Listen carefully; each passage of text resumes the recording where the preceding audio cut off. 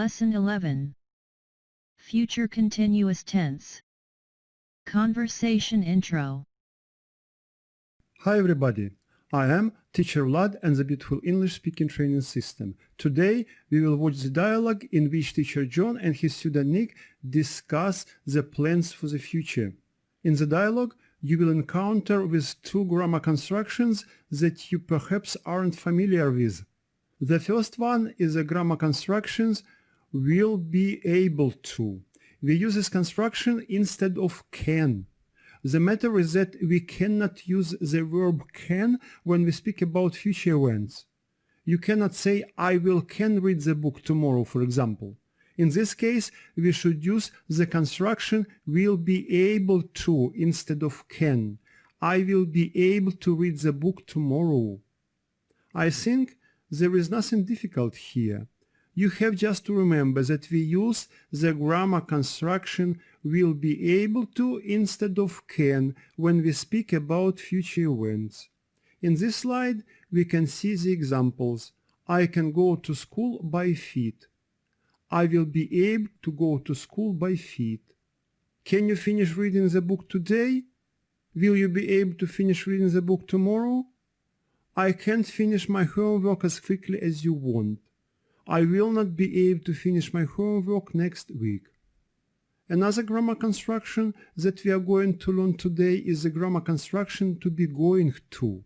Many students and even some teachers think that it is the present continuous tense.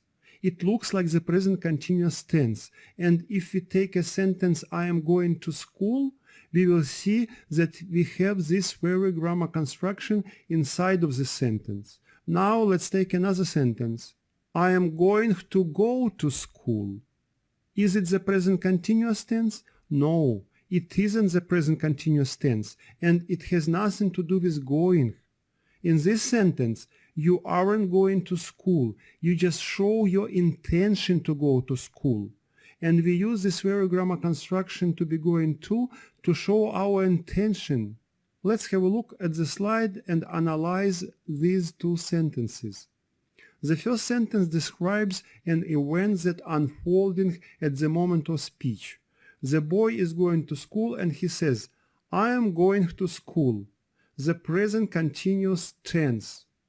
We see that the preposition to is followed by the noun school. I am going to where? School. There can be other sentences in the present continuous tense without a preposition. Anyway, a verb is followed by a noun. I am reading what? A book. And we also see that there is only one verb in a sentence. Now let's have a look at the second sentence. We see that the first preposition to is followed by a verb go. And we also see that there are two verbs in the sentence. The first verb shows that you have an intention, you are going, you intend. The second verb shows what you are going to do, your action. So the second sentence shows that the boy is going to go to school. He's still at home, he's not going yet, he's just thinking about going to school, or he has an intention to go to school. And he shows his intention by saying, I am going to go to school. Let's have a look at this slide and analyze the examples. We see that if somebody is going to school, he or she says, I am going to school now. If somebody just has the intention to go to school, he or she says, I am going to go to school. If somebody is reading a book, he or she says, I am reading a book. However, if somebody has just the intention to read a book, he or she says, I am going to read a book. If somebody was going to school at 7 o'clock yesterday, he or she could say, I was going to school at 7 o'clock yesterday. However, if somebody had the intention to go to school at 7 o'clock yesterday, he or she could say, I was going to go to school at 7 o'clock yesterday.